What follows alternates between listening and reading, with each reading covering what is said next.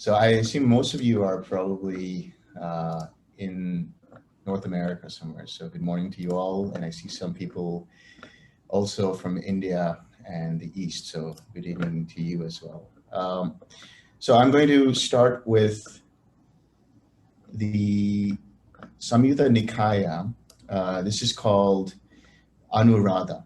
So this is an interesting sutta because this sutta is really related to different kinds of viewpoints, and specifically with regards to viewpoints related to the self.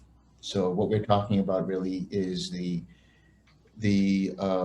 one of the first three fetters, which is the Sakaya Ditti, which means the belief in a personality or the belief in a personal sense of self that is independent and permanent. And there are different viewpoints related to that and related to the world, the universe, and then sometimes it's referred to as whether the Tathagat exists or doesn't exist, or he both exists and doesn't exist, or whether he doesn't exist, does exist nor does not exist. So there's this tetralemma, they call it. So we're going to be talking about that. We'll be discussing that through this sutta. And he uses the term Tathagat, but as you'll see in the sutta, Tathagat is just another name for the Buddha, but it's not in reference to anything or anyone that is a permanent self. So you could replace the word Tathagat with self, or with the Arahat, or with the world, or whatever it might be.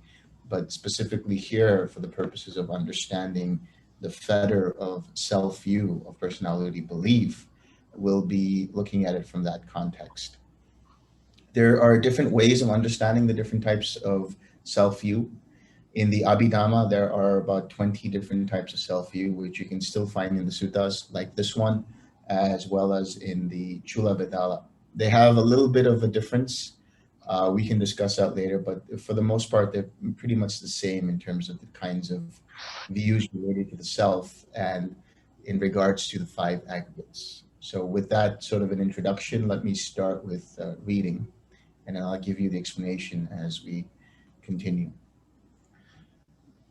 On one occasion, the Blessed One was dwelling at Vesali in the great wood in the hall with the peaked roof. Now, on that occasion, the Venerable Anuradha was dwelling in a forest hut not far from the Blessed One.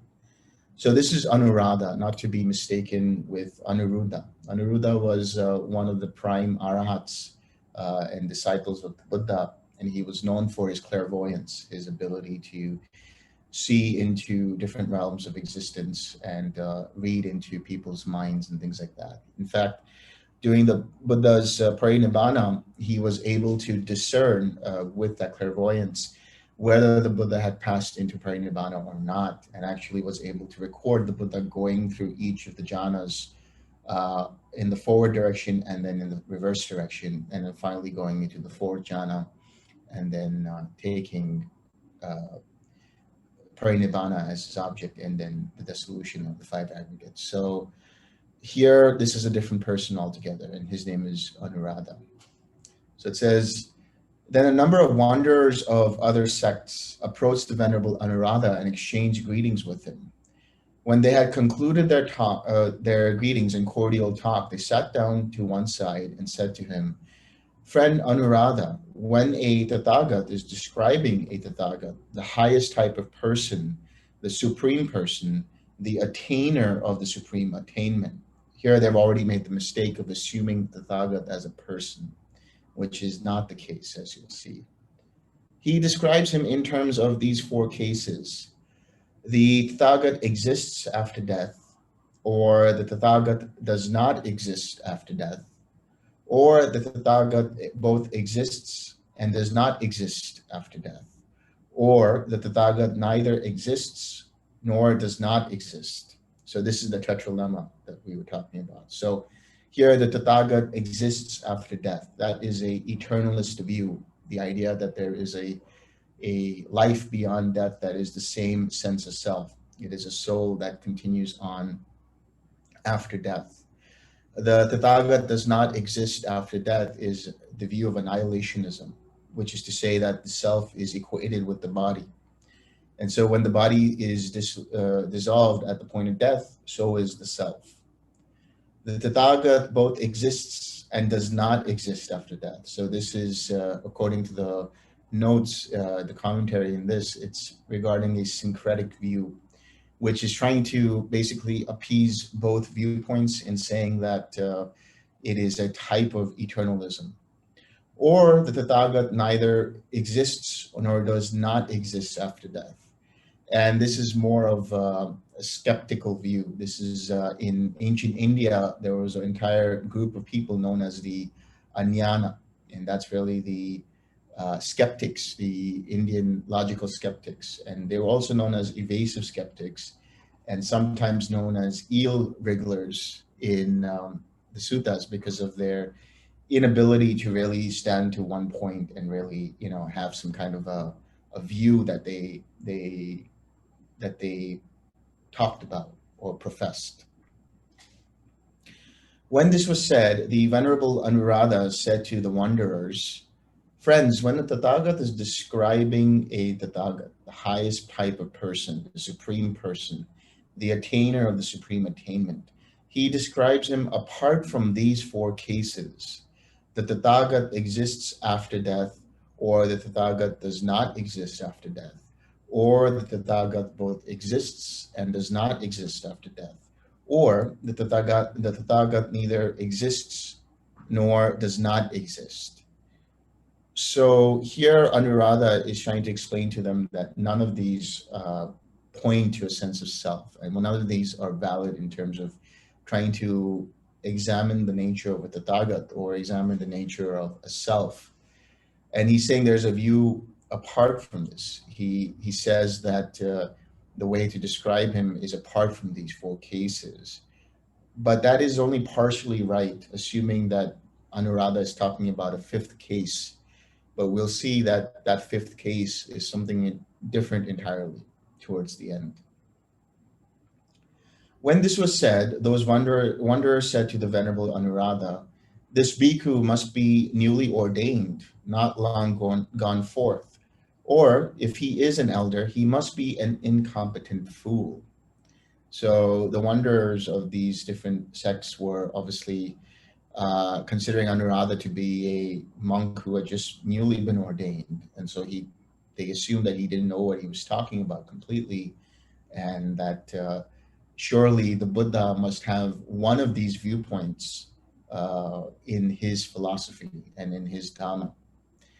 Then those wanderers of other sects, having denigrated the Venerable Anuradha with the terms newly ordained and fool, rose from their seats and departed.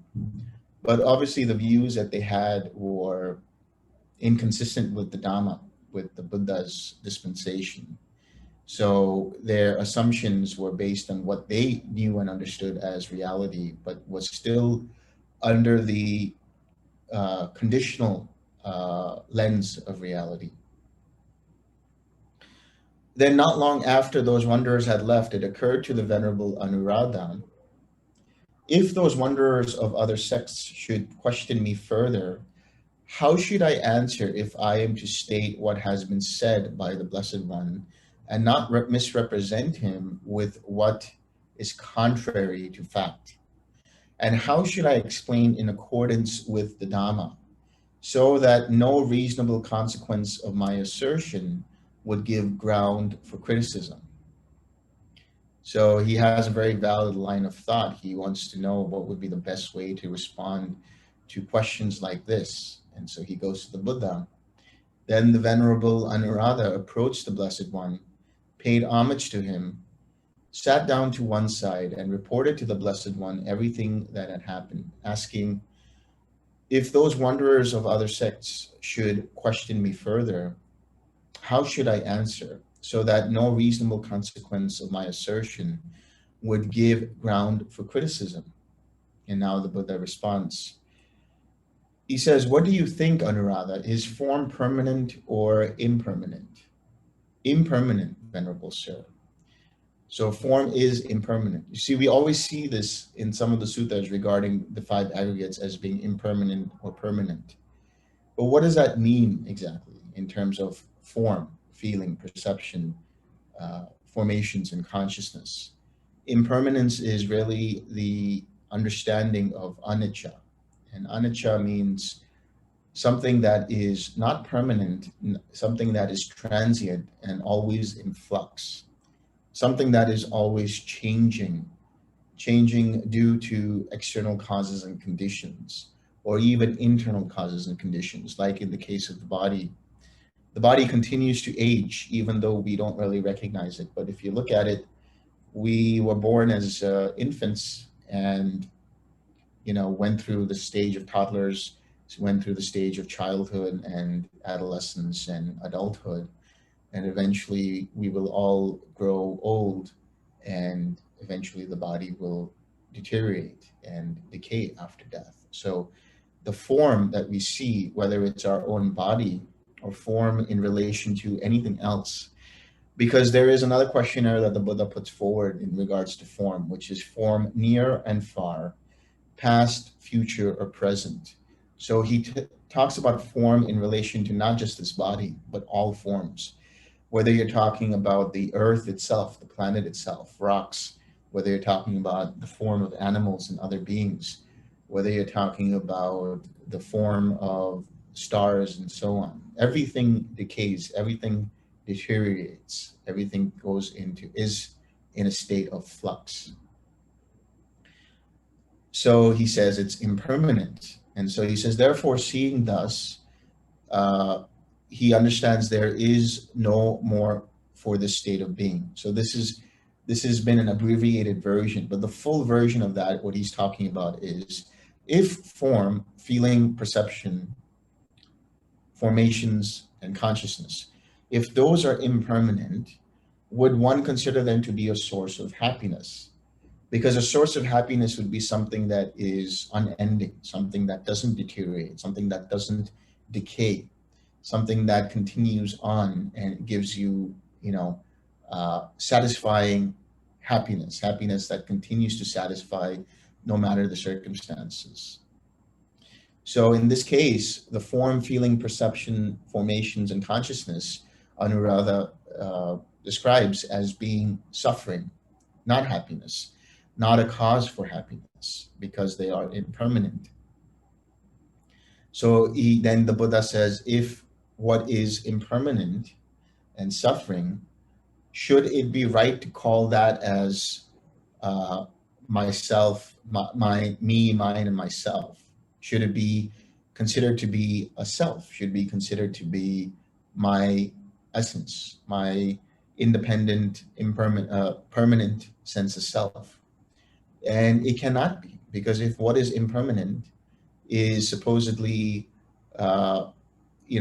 going to be decayed, then that can't be considered to be a permanent self.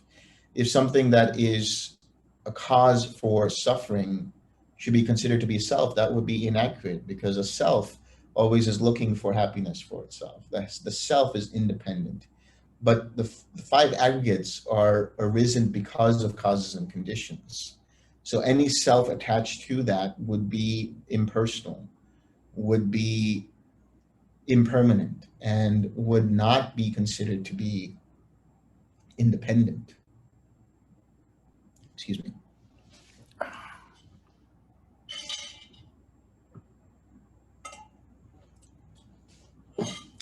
So he goes through this questionnaire with the 5 aggregates, and then he finally says, knowing so that these 5 aggregates are impersonal, are impermanent, and not worth holding on to, one lets go of the clinging to those 5 aggregates.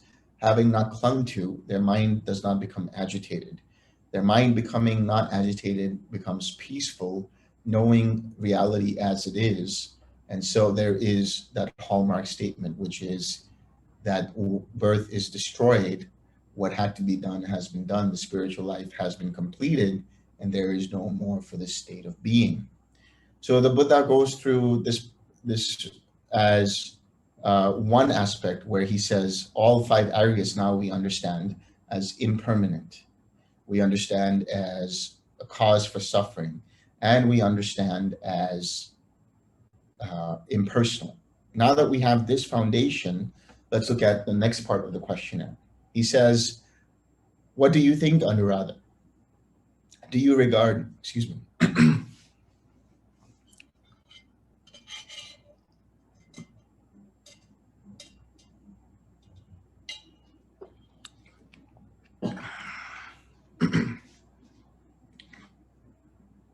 excuse me. What do you think, Anuradha? Do you regard form as the Tathagata? No, Venerable Sir. Do you regard feeling, perception, formations, consciousness as the Tathagata? No, Venerable Sir. So here is the first set of views. In this case, we will consider the Tathagata as self. So he says, do you regard self as form or feeling, perception, formations, or consciousness?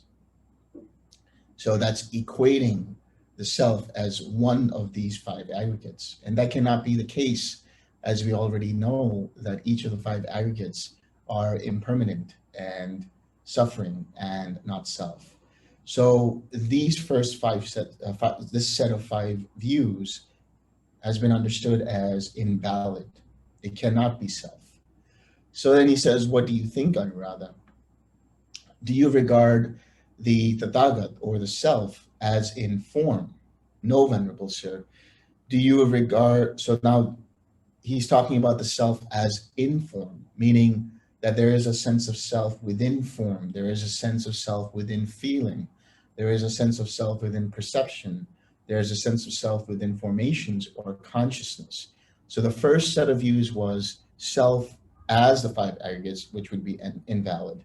Now, if the five aggregates, as we understand them, are impermanent, suffering, and not self, you can't say that the self is within any of the five aggregates either, because they are inherently impermanent. So that's the second set of views. So then he says, do you regard the Tathagata as apart from form, as apart from feeling and perception, consciousness, and formations? So here is the third set of views. He's saying, do you regard the Tathagata, or as we understand the self, as apart from form, so independent of the five aggregates? This is a view of what would be known as basically Brahmanic, like the Brahman view, the Atman Brahman view. So basically the idea that the self is apart from any aspect of the body and its attributes. There is a Atma, there is a soul that is functioning outside of the parameters of the five aggregates, and they are controlling the five aggregates. And that can't be the case either, because the idea of a self then would be dependent upon, if they are apart or independent from the five aggregates, when the five aggregates are dissolved, what is left is this idea of the Atman. But the idea of the Atman is also based within thought. It's based within a concept that is rooted in the mind. The Atman cannot be, if there is an Atman, if there is a soul, it cannot be experienced through the mentality and materiality. And anything that is not able to be experienced through mentality, materiality, in that case, cannot be considered to be something that is true or valid, because within the Buddha's dispensation, everything that one experiences through conditions and causes happens through mentality and materiality. So the concept of a soul, the concept of a self outside of the five aggregates still exists within the mentality, still exists as an idea through which the mind experiences it. So it's still this conditional thought that is there. So then he says, what do you think, Anuradha? Do you regard form, feeling, perception, volitional formations, and consciousness taken together as the Tathagata? No, Venerable Sir. So here he's saying then that sense of self could be made up of all the five aggregates together. So when you add up all the five aggregates, the sum of that is the self. But then that means the self is dependent upon these aggregates, which are already known to be impermanent. So if they fall apart, so does the self. But the idea of the permanent self does not exist on that basis. Then he says, what do you think, Anuradha? Do you regard the Tathagat as one who is without form, without feeling, without perception, without formations, without consciousness? No, venerable sir. So this is again back to that Atman Brahman idea, but now it's talking about the self not as only apart from the five aggregates, but without any of these five aggregates. So in the case of when the idea of the self was apart from these five aggregates, the self could still control these five aggregates as a soul, as an Atman. But if it is without the five aggregates, then it's considered to be Brahman. In this case, Brahman would refer to a cosmic oversoul.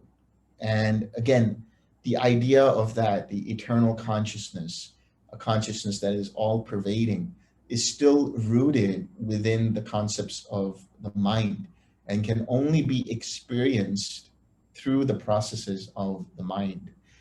Because of that, it is still conditional, and because it is still conditional and conditioned, it cannot be considered to be an independent sense of self. It's just an idea. It's just an experience one can have, especially at the point of infinite space and infinite consciousness, but specifically at the point of infinite space where there is this all-pervasive sense of infinity, of, just no body, no nothing, but just this spaciousness. And a lot of times the experience of this Brahman is also experienced in that same way, but that's still within the conditioned reality, where once we understand this, we understand that even the jhanas, the first four jhanas, and in the ayatanas, the realms of infinite space, infinite consciousness, nothingness, and neither perception nor non-perception, all are conditioned.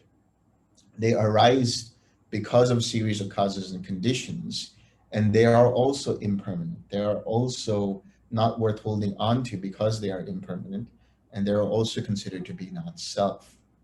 So now we have these four sets of viewpoints. We have the first set of viewpoint that we understand now, that the self cannot be equated to any of the five aggregates. The self cannot be considered to be within any of the five aggregates. It cannot be considered to be apart from any of the five aggregates. It cannot be considered to be taken together as being created from the five aggregates together. And it can't be taken as being separate and something that is without the five aggregates. So after understanding, first and foremost, the impermanent nature of the five aggregates, just by understanding that alone, just not even looking at the other two marks of existence, you can apply this to those viewpoints and realize none of those viewpoints are valid when you test it against the understanding that the five aggregates are impermanent. So when you do it with all three characteristics, you realize that these viewpoints cannot hold.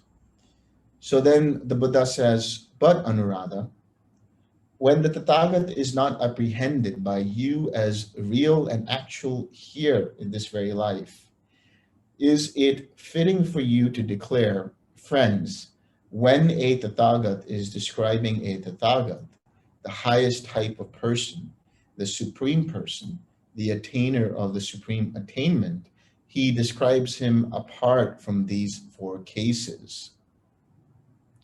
The Tathagat exists after death, the Tathagat doesn't exist after death, the Tathagat both exists and doesn't exist after death, or the Tathagat neither exists nor does not exist after death.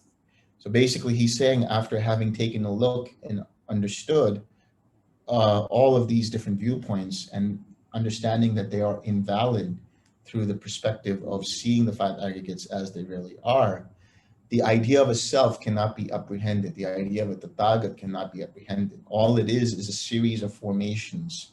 So the idea of the Tathagata, the Buddha, talking and speaking and teaching, it's nothing more than just a series of formations and causes and conditions that create the wisdom, that create the understanding that is provided to the other monks and to other bhikkhus and so on. So what he's saying is, you cannot say that there is a Tathagata or there isn't a Tathagata. What you can say is there are causes and conditions in every moment that create the sense of self, that create the sense of a Tathagata, but you cannot apprehend it. You cannot capture it in just one moment because it's a series of flowing formations, causes, and conditions. So this is what Anuradha says, "No, Venerable Sir." So the Tathagata says, good, good, Anuradha. Formerly, Anuradha, and also now, I make known just suffering and the cessation of suffering. So what he's talking about is, if one were to ask the Buddha about the existence of a self or the non-existence of a self or the other two parts of the tetralemma or about the world or anything else, the Buddha is not concerned with that. He will not answer in those ways because they presuppose the concept of a self tied to something or another. But having seen dependent origination, having understood how dependent origination arises and creates the causes and conditions for this mentality materiality, for the experience of the five aggregates, and for the understanding of how the self is made up to create suffering, to cause suffering to this impermanent self, this sense of self. He is saying that that's all I discuss, that's all I teach, is this Dhamma of dependent origination. And it can all be encapsulated into the formula of the Four Noble Truths. Here he encapsulates it even further into two parts, suffering and the cessation of suffering. So what he's saying is, all I teach, as I was teaching before, is what is suffering, what are the causes of suffering, or how the suffering arises, what is the cessation of suffering, and how does one get to the cessation of suffering. That is it. That is the Four Noble Truths. So that's basically what the gist of the sutta is.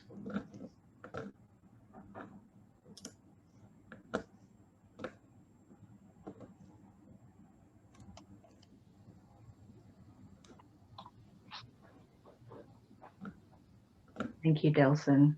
Anyone question, please?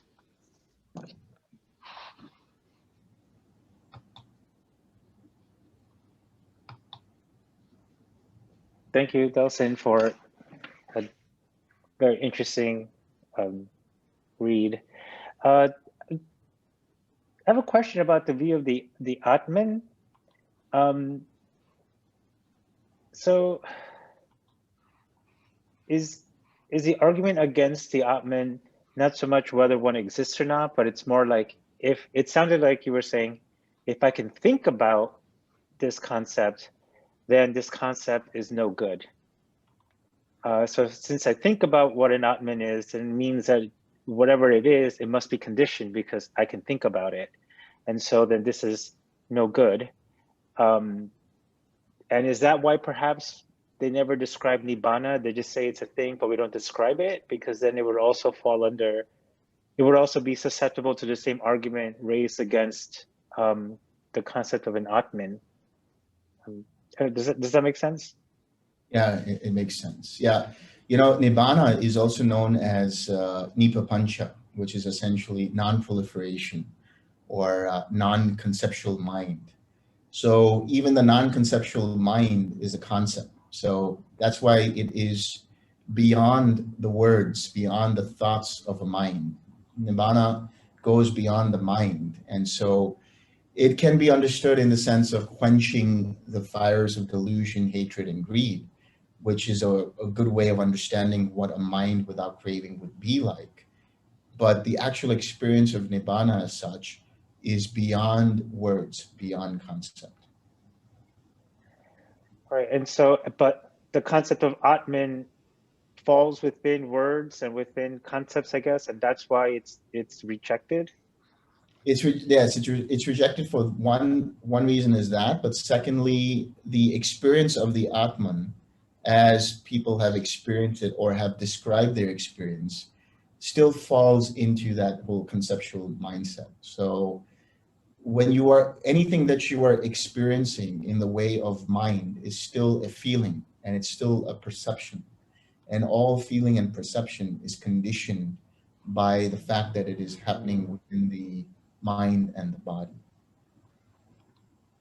I see. So the Atman is more like an experience. It's not like the Christian idea of a soul. Yeah, so in Vedanta, for example, there is the idea that the Atman is Brahman. So the Atman and the universe, the soul and the universe are one and the same thing. So that's the other part of it, where it's this cosmic soul. But that too falls within the array of conditioned thought in the way of mentality, materiality. So if you were to talk about the experience of an Atman or experience of a Brahman, even their Vedas or even the teachings of Vedanta say you can't describe Atman outside of, you know, everyday word. You can't describe it outside of concepts. It's just within the realm of concepts.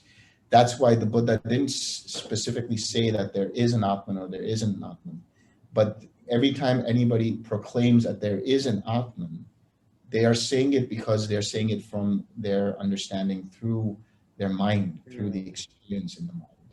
So the soul, in that sense, I guess the Christian soul, the Christian concept of a soul is that it is eternal, and so that it exists beyond the dissolution of the body, which the Buddha is referring to here when they talk about the first viewpoint, which is of eternalism. Mm-hmm.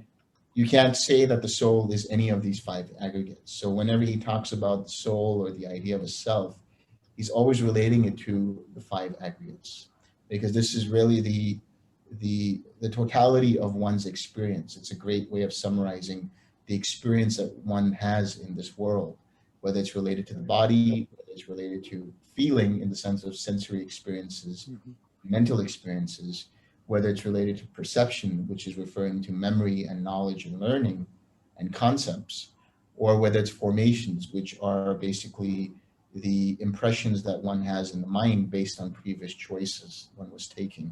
So behavioral patterns and things like that, and consciousness, which again, consciousness here referring to the awareness of something, the awareness of a sensory experience.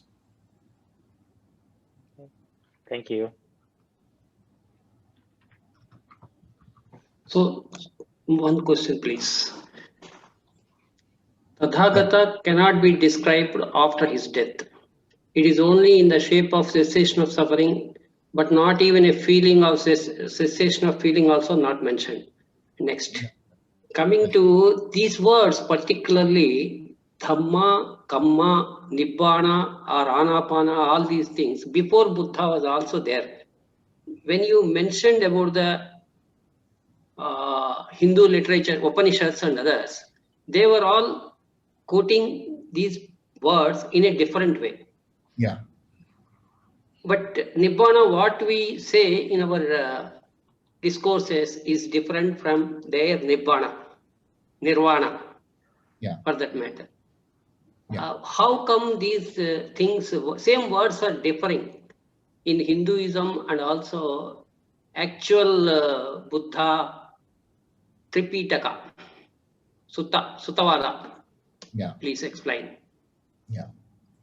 So the Upanishads, there's different understandings of when it was written. Some people say it was around the same time as the Buddha, but there are a few Upanishads like the Chandogya Upanishad and the Brihad Aranakya Upanishad. Kaushataki. Was written sometime before the Buddha. So only five. Yeah. In there, they describe the concept of the Atma. They describe the understanding of Brahman. They describe Om and all sorts of things that are related to Hinduism, and then that evolved into what we know as modern Vedanta. They do have a concept of nirvana. They call it Brahma, and sometimes they call it Brahma nirvana, or in the understanding there is that the different conditions of the mind and the body are totally let go of, and there is a fusion. There is this joining of Atma and Brahman. So they call it Brahma-leen also. One gets dissolved into Brahman, for example. So the Buddha, you just mentioned that the Buddha was there even before, but we have to understand that the Buddha in this case is the title for one who rediscovers the path in this way, who rediscovers the Four Noble Truths and who rediscovers the Eightfold Path.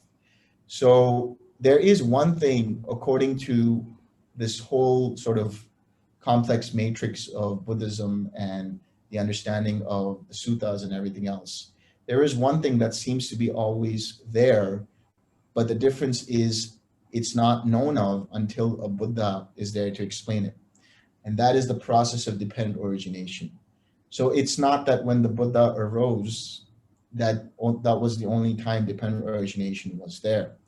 A Pacceka Buddha would also find the same thing, the understanding of dependent origination. Although they wouldn't be out there discussing it, they would just have the understanding for themselves. The Samasama Buddha, which is the Buddha as we know him, Gautama, and the other Buddhas before him, just rediscovered the same thing, the same information, which is understanding how dependent origination works. So the understanding of dependent origination is definitely different from how cognition is understood in the Upanishads. For example, in the Upanishads, there is the understanding of the Atman as the central force, and it's like a charioteer, and it's controlling the five horses, which are the senses. But here in Buddhism, there's no central force, there's no central idea of a controller.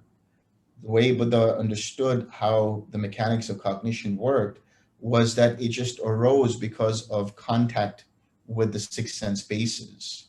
And so he understood that once you understand this, you let go of your attachments to anything considered to be self, because he understood that these different five aggregates are not considered to be self. In the Upanishads also, they say the body is not self. They have the concept of neti, which is the body is not self, the mind is not self, the organs aren't self, the senses are not self, and so on and so forth. But they still come to this understanding that there is still some kind of eternal self, which is known as, for example, Satchidananda, which is this existence, consciousness, and bliss. And they describe it in different ways, but essentially it all is referring to this idea of Brahman. It is the substratum of existence. It is this idea that from that Brahman, all things then arise. But the Buddha never professed that. What he said was, things arise because of causes and conditions. So the Nibbana that we experience, or that is experienced, the Nibbana that is the unconditioned, goes beyond the conditioned reality. It is something that is outside, so to speak, of conditioned reality. The experience itself is the seeing of the links of dependent origination, letting go of the fetters, letting go of the conditions, and coming to that state of the unconditioned. And so to describe it, you would have to describe it within conditioned reality. You would have to describe it within concepts and words. So the difficulty lies therein, trying to bring what is unconditioned into a conditioned reality, trying to bring it out. But the best way to understand Nibbana, and there are a lot of different ways Nibbana is described as best as possible, in a lot of like poetic ways and a lot of different descriptions. But the best, most foundational understanding of Nibbana is the quenching of the fires of greed, of hatred and delusion, which means one has completely let go of craving. One has completely let go of aversion and let go of identification. So that's why for the Buddha, he was not concerned about the idea of the Atma or the Brahman. He was more concerned about suffering, mental suffering. His whole path when he went forth was to find out, why do people suffer? How do they suffer? And how can one relieve oneself, so to speak, from suffering? So that's how he came to his understanding of reality, which is the Four Noble Truths. Thank you. Thank you very much. Sorry to just jump back in here, just to follow up on the question. So because the Buddha is concerned with suffering and ending suffering, worrying about, is there a self, is there no self, is there an Atman, is there no Atman, is there a ghost in the machine, is there a soul? Even if I got an answer to those questions, that's not going to end my suffering. Exactly. So they're almost irrelevant to ending suffering. Is that a way of understanding? Yes, that's a very good way of saying it, because that's essentially why he didn't respond to these kind of questions, because it was not a means to be able to experience the end of suffering.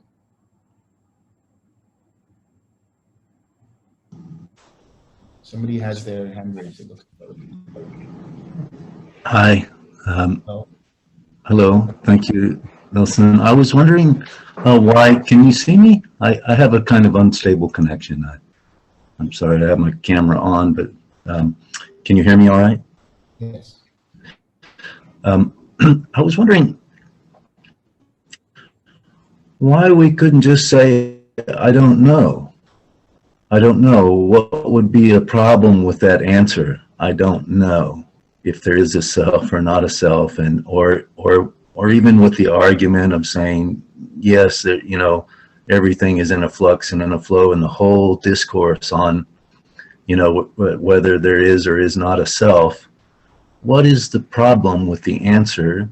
This I that thinks it is a self doesn't know, because that's essentially what I understand. This I that has this concept of a self really does not know, and this I is what's trying to articulate, and it doesn't know.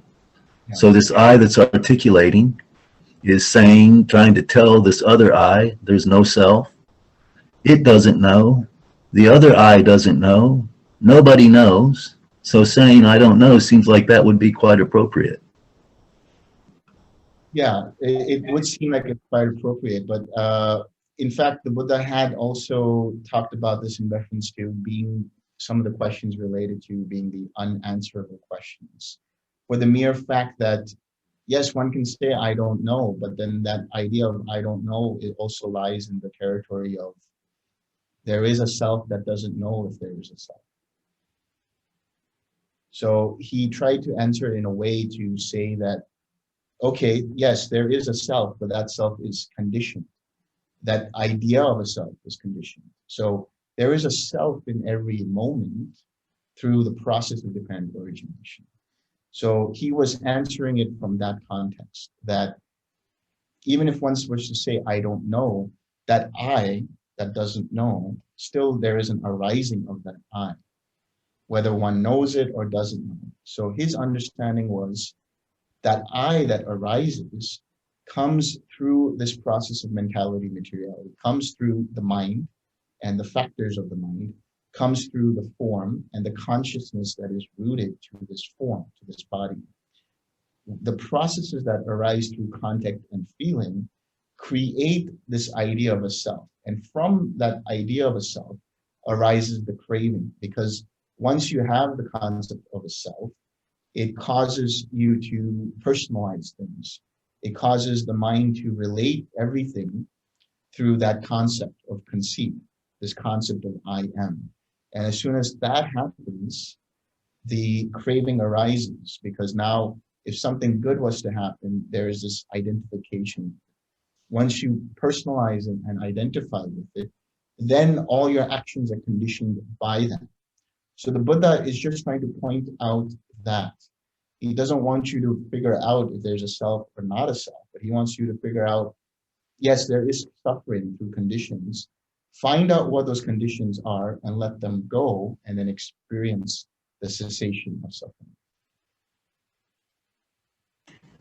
And so it sounds like that the reason he wants to teach that is because if I think that there's a self that's trying to, that can be released from suffering.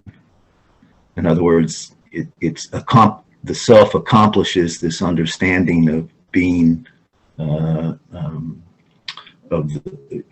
this I understands the concept of the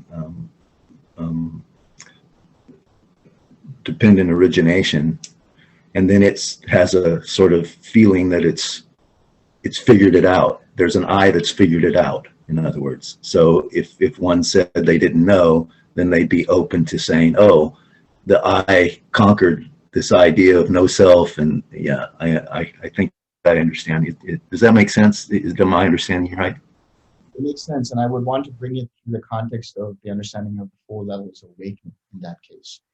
Because when you talk about the 4 levels of awakening, we're talking about the stream enterer, we're talking about the Sotapanna, we're talking about the Sakadagami, the once returner, the Anagami, the non-returner, and the Arahant, the one who has basically perfected this whole path.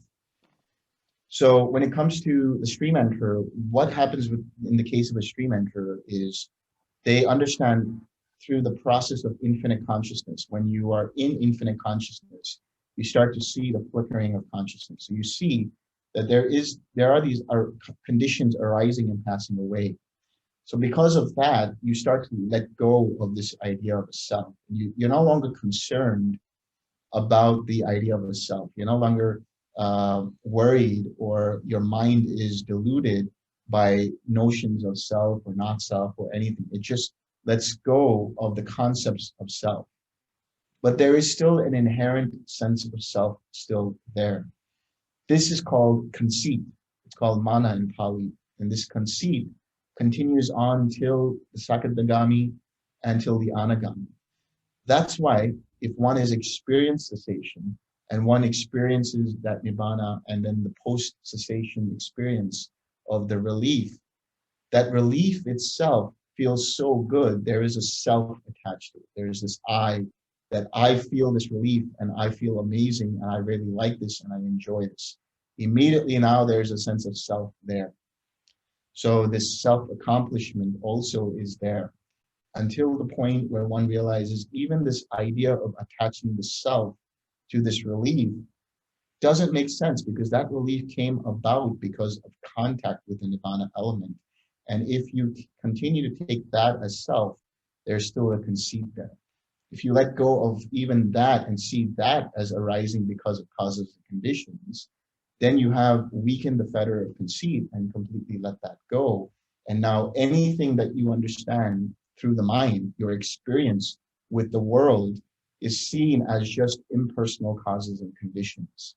So there is another sutta called Kema Sutta, Kema Sutta or Kemaka Sutta. And we might discuss that another time, but in that sutta, you have the old monk Kemaka, who's quite weak and ill, and he's staying somewhere else. And these group of monks are asking Kemaka if he has attained arahatship, and he says he hasn't, even though he understands that the 5 aggregates are not self, even though he understands that the 5 aggregates are impersonal, because he said he still has the sense of I am within the 5 aggregates. So as he explains it, he then for himself and then the other people listening realize what he's talking about as the 5 aggregates being arisen because of causes and conditions. And so why take what is just a series of causes and conditions as me, mine, myself, and just see it for what it is? In that seeing, even that perception is impersonal. So it's really like the Matrix. You're just seeing all the codes of reality arising, which are the causes and conditions, but you're not referring it in the sense of self. You're not referring it as a self or outside of self or anything like that. And because of that, they attain arahatship. Thank you. I would like to ask you one question, one more. Yeah. So, despite knowing all this from Buddha, the latest saints like Ramana and others, Ramana Maharshi and others, they did not spell out properly as like how you are explaining in the same way. And for the last 2000, 3000, 2500 years, people have not come out with a proper way of writing the books. Including Yoga Vasistha, it speaks about that self only. Finally, it will not conclude properly like this. This is the fallacy in our literature. That's what I feel, ancient literature. Could you please explain anything about it? Yeah. It's out of the syllabus. You know, in reference to Ramana Maharishi, he discussed the idea of this I thought. He said, if you look at the thought of the I and you go behind that, then you will experience just the self. So he still had that concept of this pure consciousness, this pure idea of consciousness being self. In the Yoga Vishist, you know, they try to bring in Buddhist ideas. They try to bring in the ideas of understanding things as self and not self. But in the very end, even there, Rama, when he listens to Vashist, concludes that all there is I am. So there is actually a greater sense of I am, that I am that, I am, you know, the whole universe is me and all of that. But all that whole experience that you have of I am is still within the conditions of the mind. So when you go to the Brahmajala Sutta, the different kinds of views that the Buddha talks about, he says the idea of a consciousness that is eternal can only be experienced through mind. And if anything that is experienced through mind is conditioned, which means that it is subject to change. So if you talk about the sense of self, the sense of an eternal consciousness, you're saying that it's always there. But is it actually always there? Because you're only experiencing it there for that time of being, for that time of experience. When your attention goes away from it, is it still there or is it not there? You go back to it and it's a different experience. So it's not an all-pervasive experience. It's just that experience of consciousness tied to that experience. So it's like an iota, it's just fragmentary, but it looks like it's flowing. And so it feels like it's all pervasive. Thank you. Thank you very much.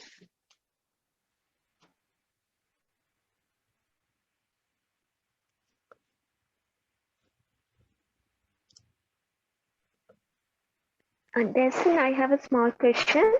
Yeah.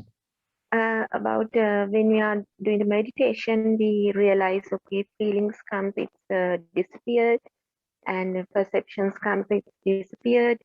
Like that, when you are understanding the process, when you are investigation, the awareness is watching all these things. And Nibbana means awareness also vanished.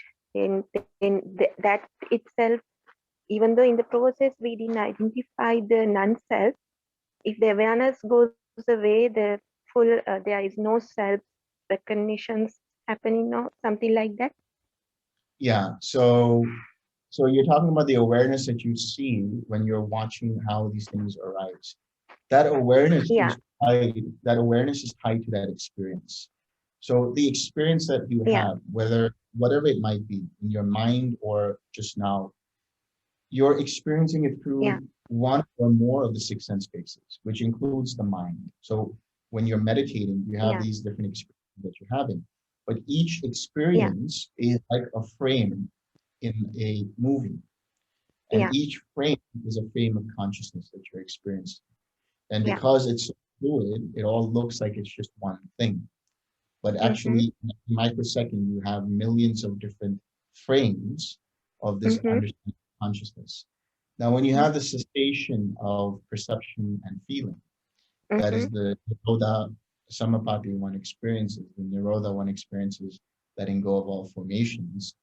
There is no experience at all. You can't say there is an experience or there is no experience, in the sense that there's nobody there to experience that cessation. You only know it after you come out of it. Like you only there is no consciousness. There is no consciousness there. In the no feelings, no perceptions, there is no consciousness. There's no consciousness there either. Yeah. That stage. Yeah. That means there is no person to watch that. There itself, we can recognize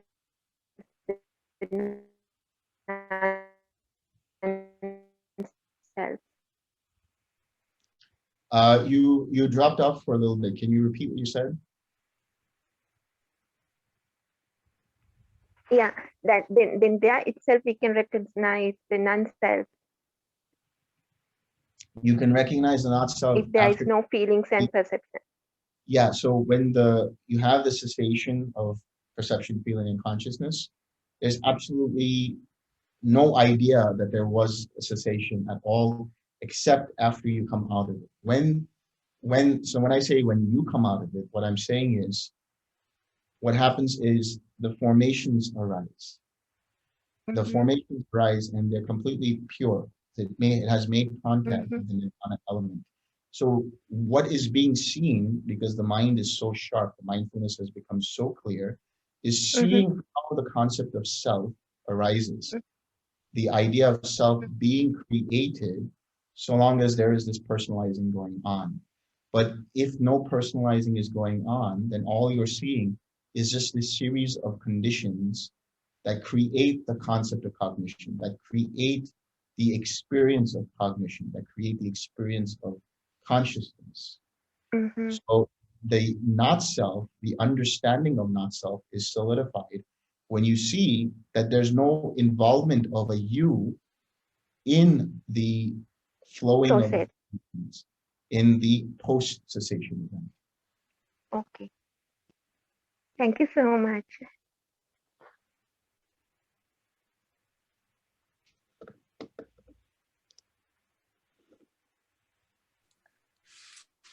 Hi, Delson. Yeah, I have a similar question.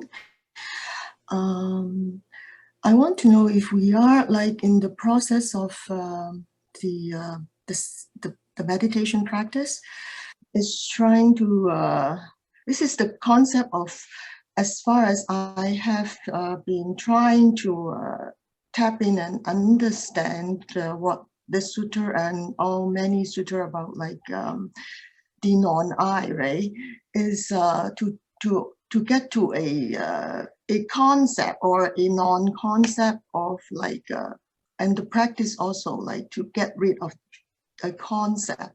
So is something is, can I my own interpretation, I just would like your advice and guide to this thought, whether it's correct, is the neither nor, like it's neither nor.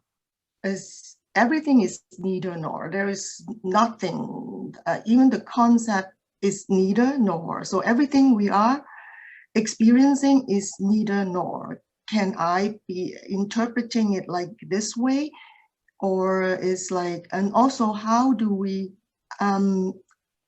understand to use the sitting to get to a mindset level of such? Can you give me a little bit of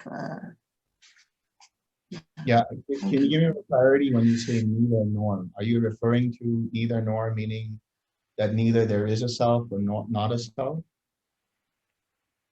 Neither nor of anything that has been experienced, even though the experience itself is also like is. First, we have to understand that neither nor of a self, right? That is the concept, but we're trying, is a conceptual thinking here also, that we are trying to get to the level in the sitting and in the practice that this concept of having a neither, having a concept is not there, like it's neither like this nor like that. So this neither nor has been always like swinging in my head. So that's why I've been trying to understand. And that is also what we want to try to get our mindset to such things when we are experiencing the world, like with all these sufferings. I mean, all this uncontrollable like concept, like perception, cognition, consciousness, that all happens, that we have sometimes get on fire, like that that on fire of those five aggregates is have to be understood as neither nor. This is what I was trying to get myself to understand, how to get the cease of suffering. Am I on the right thought, or is it something I imagine? I don't know. Please help. Yeah. When you refer to the five aggregates, it's not that they exist or don't exist, because in that moment they do exist, but then they are gone. They arise and they pass away. So you have to understand it from that perspective. So when the five aggregates arise, that's the understanding that feeling has arisen, for example.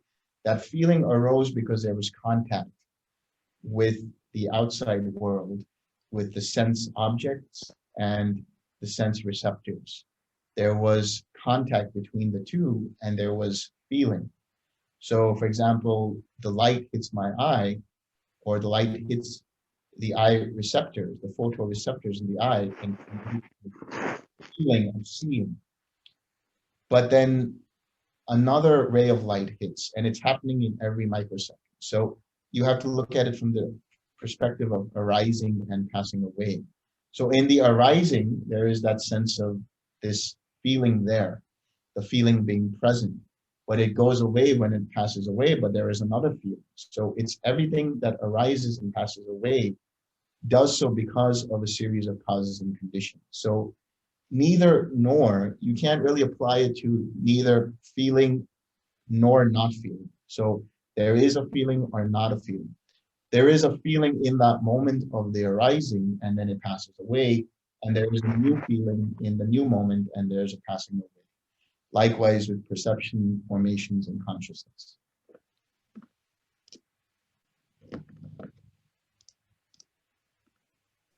So the point is just to understand that is the process, but it's not like we have to it's not a alienation from it. This is what maybe I was always like seeing, maybe trying an alienation, which is not right, which is just to understand it, to be a ongoing, like a recurring of whatever that is the five aggregates in action, but there is not an identification in it. It is that understanding is not a concept, but it's an understanding there. So our practice, I'm trying to get this into tied up with our practice. So the practice is to trying to get to a state of the mind that we are able to see that happening. Is that correct? Yes, you want to be able to see it, but the thing is, in trying to do it, in trying to make a conscious effort to see it, you're strengthening that sense of self. So in trying to investigate into it, who is the investigator in this case? That is investigating into the nature of self and the nature of reality. So it's not about I am investigating. It's not about, I am being mindful of it.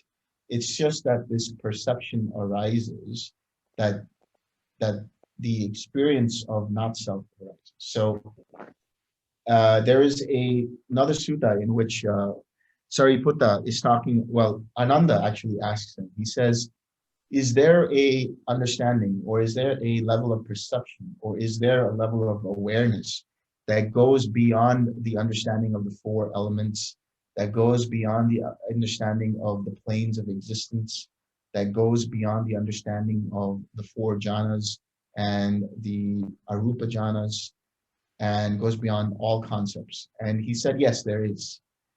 And it is this nibbana he's experiencing, the nibbana through the experience of perceiving what he calls bhava nirodha. So anything that you're perceiving, you're seeing as the cessation of the causes and conditions for suffering.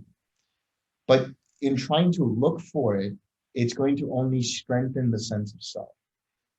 The reason why the meditation is happening, or one does the meditation, is to come to a collected mind. And the investigative factor, the investigation into it, is just this perception of it. It's like this. You have feeling and you have perception. Feeling is the bare sensation of what is arising, or the bare understanding of the mental experience as the experience. Perception is knowing that that experience is pleasant, unpleasant, or neutral. In the same way, the mindfulness is your attention on the experience, just the awareness that that experience is there. The investigation is knowing what kind of experience that is. So if you're investigating insofar as knowing what kind of state of mind the mind is in. But going beyond that would be reflection and analysis. And that going beyond into reflection and analysis creates mental proliferation. So the trying to look for the understanding of self and not self is going to be counterintuitive. Rather, you make the mind collective through the process of jhana and allow things to arise as they arise and watch them without identifying with them. So this process of trying not to identify with it, that also can create the sense of self that's trying to disidentify with it. So it's just seeing clearly the arising and passing away without any involvement in there. That's why when you come to that deepest level where you have cessation of perception and feeling and consciousness, and the formations arise again and create this cognition through this process of dependent origination, you're just seeing it clearly. There is this mindfulness, this perceiving that is undirected, that is without any sign, which is signless. So this is the contact that they talk about post-cessation. It is the signless contact. It doesn't hold on to any object with any sense of self. It is undirected. It doesn't direct its attention anywhere. It's just watching, just looking. And it's empty, it's void. It's void of any personalizing of that process. So the further you deepen your mind to be able to just see clearly as things arise without involving it, without involving a sense of self, the more clear you'll be able to see, the more clearly you'll be able to see how this process arises and passes away.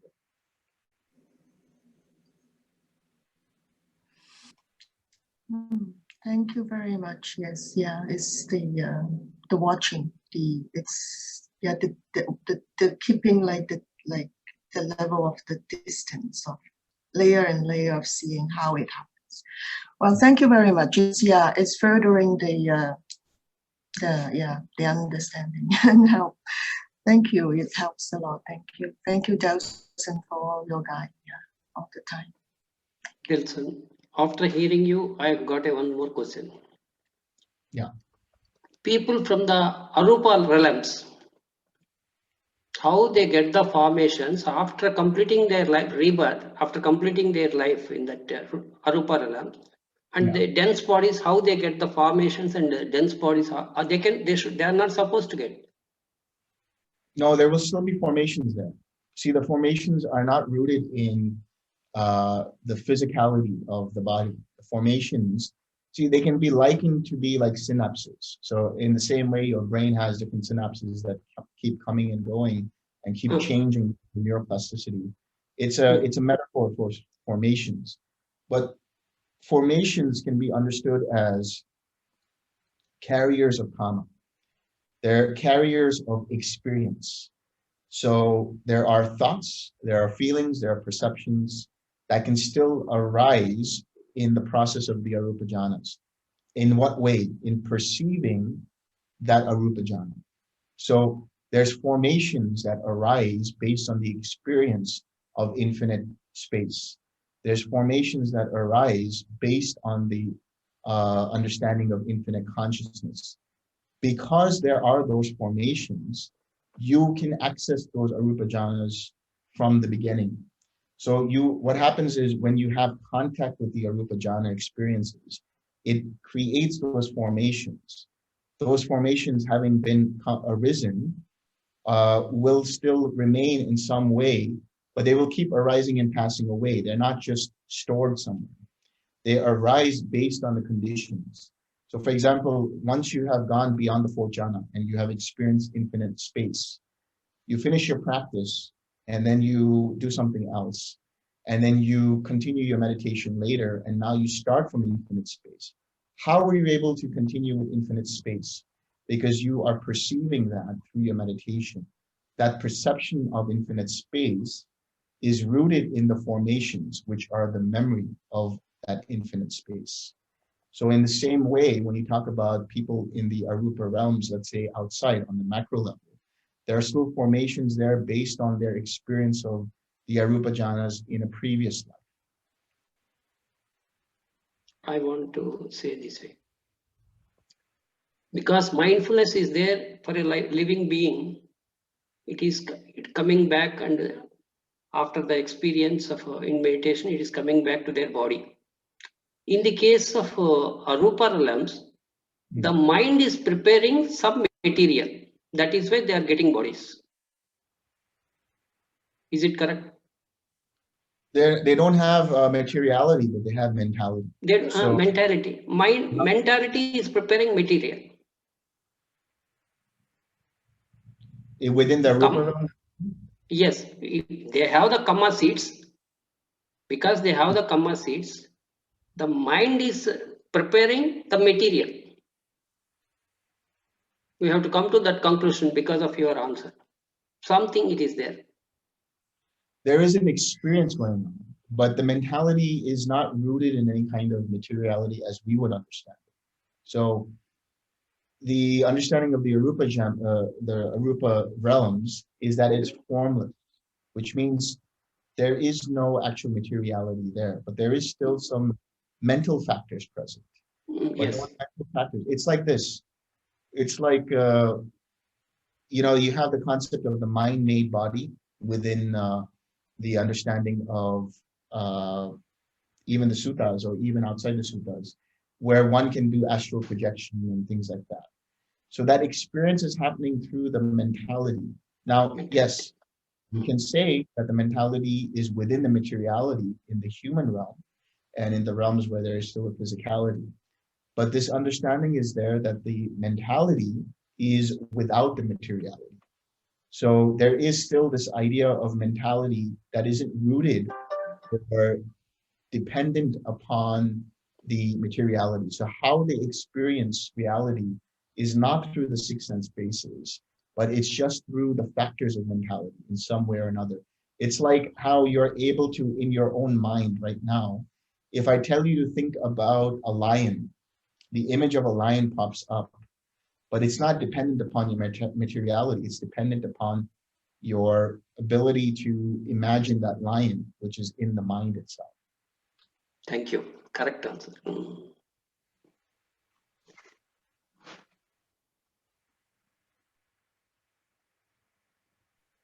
Hi, Delson. Okay. So I have a question that I think is kind of in a way, a follow-up to this last question. You know, I always have this question when there's, you know, discussions of not self. Well, like, what is it that's accumulating karma? What is it that's reborn? You know, what is it that's sort of continuing on? Is it formations that we're talking about here, or could you maybe clarify that a little bit, please? Yeah, sure. Thank you. Sure. So there is this understanding of intention, which is one of the factors of mind, where you have an intention to do something, volition to do something. So that intention is within the nama rupa, the mentality, materiality. Mentality is made up of contact, feeling, perception, intention, attention. These are the factors of mentality, the faculties. Now, there's a sutta in which the Buddha talks about the different states of existence and how they arise. And he talks about how if intention was fettered by craving and hindered by ignorance, that intention drives forward a new consciousness that takes rebirth in that new state of existence.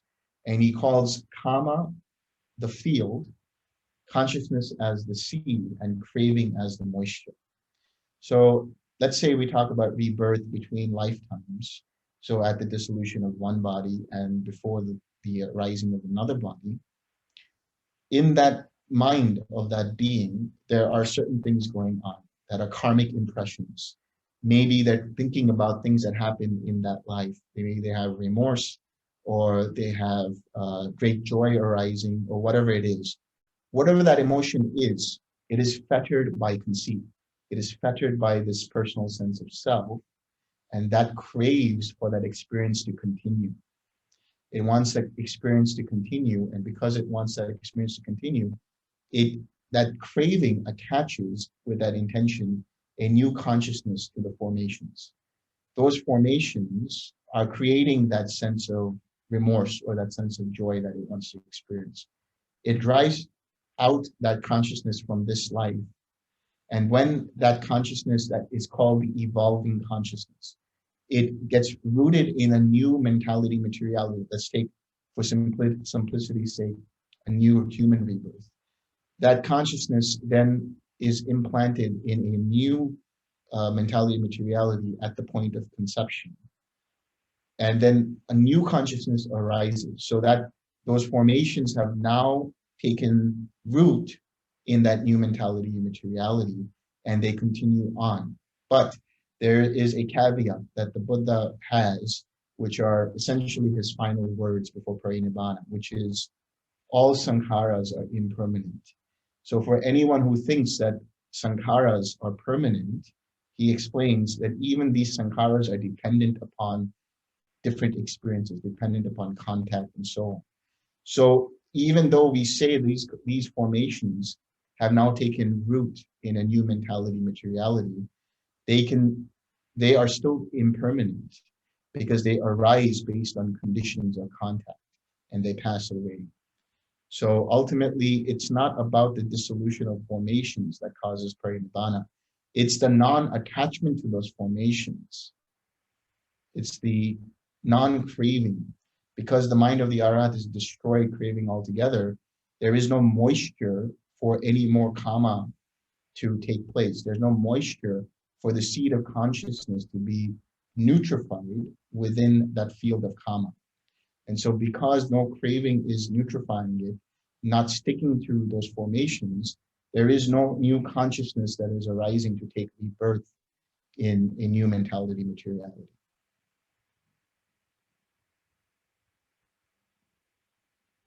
All right, thank you. Delson, I have a question. When you are in Arupa Jhana, even though your mind doesn't go anywhere, can you hear the sounds? Can you hear the sound in Arupa Jhana? Yeah. You can hear a distant sound. Sometimes there is sensory impact. Now, the traditional understanding is at the fourth jhana, there is no more sensory impact.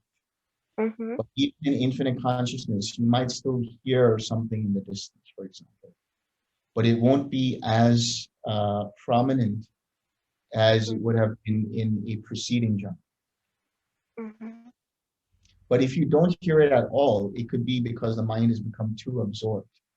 Because you still want to have an open awareness of all things. Even the Arupa jhanas, even though there is no formation, there is no form, there's no rupa in the Arupa jhanas, there's still mentality going on, which means there's still feeling and perception still going on, even though that feeling and perception can be internal. So they can, because that you can still experience things within the mind, and you can still experience any distant sounds that are arising. Okay, only the sound, because formation is not there. You don't feel the bodily sensations. No. Only the sounds. Yeah. Thank you. So any of yeah, you can explain further. No, any of the experiences of the five physical senses become quite weak. So they might be there, but it's very, very almost imperceptible. This is what I'm referring to. It can be experienced, but the mind is so away from the concepts of senses, so away from the concepts of the body, that it doesn't really pay attention to anything that is related to the sensory experiences. So the sensory impact is still there, but the mind is no longer paying attention to it. If you put your attention there, you can hear it. But because your attention is not there, you're not really paying attention to that sound, even though it's existing. Yes. Thank you so much.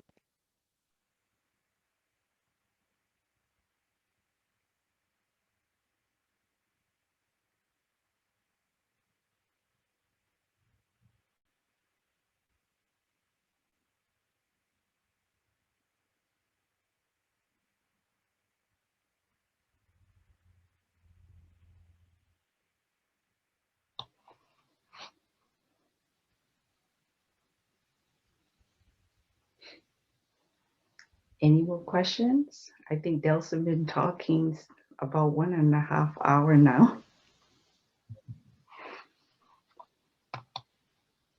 Maybe thank you so much again, and then we were going to do a sitting for half an hour. Thank you, Delson, so much. Really appreciate it. Very Thank you. grateful. Thank you very much. Thank you, Delson. Delson, thank you. Take care. Delson, thank you. Thank you, Delson.